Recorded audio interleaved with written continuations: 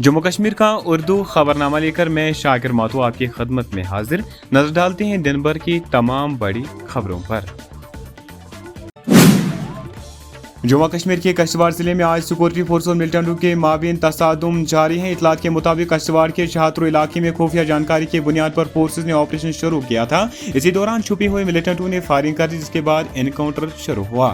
Forces ने पूरे इलाके को घेरे में ले रखा है और ऑपरेशन बदस्तूर जारी है। इस तसादुम में एक फौजी एहलकार जाँ भाग जबकि मुतअद्दिद एहलकार जख्मी हुए हैं, जिन्हें इलाज मुआवजे के लिए अस्पताल मुंतकिल किया गया। बाज़ों को हेलीकॉप्टर के जरिए एयरलिफ्ट भी कराया गया।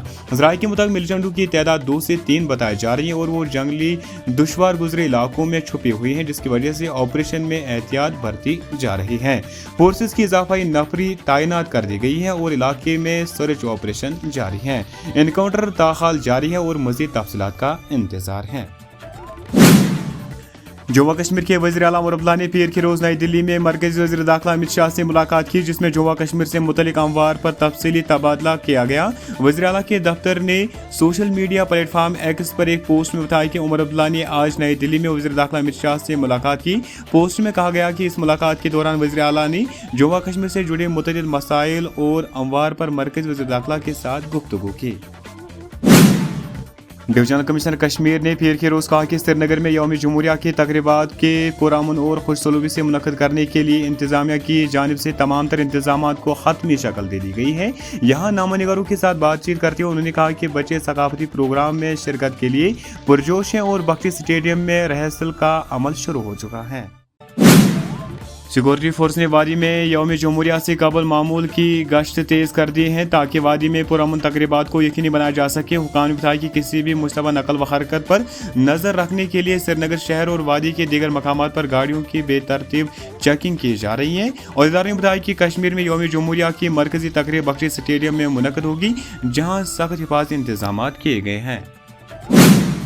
साल 2024 के दिलखराज गंडबल किश्ती हादसे में लापता होने वाले शौकत अहमद शेख की लाश पीर के रोज़ दरियाए जहलम से बरामद कर ली गई, जिसके साथ ही कई माह से जारी तलाशी का सिलसिला ख़त्म हो गया। मकामी लोगों ने बताया कि हादसे के बाद से लापता शौकत अहमद की लाश आज जाए हादसे के नज़दीक दरिया के एक हिस्से में दिखाई दी, जिसके बाद मकामी लोगों ने लाश को पुलिस के हवाले कर दिया।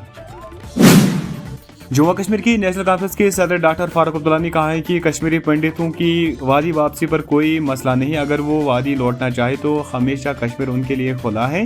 ताहम उन्होंने इस खदशे का इजहार किया कि 3 दहाइयों के बाद शायद ज़्यादातर ख़ानदान वादी में मुस्तकिल तौर पर रिहाइश इख्तियार करने का इरादा न रखे, क्योंकि वो मुल्क के मुख्तलिफ हिस्सों में अपनी नई जिंदगियों में बस चुके हैं।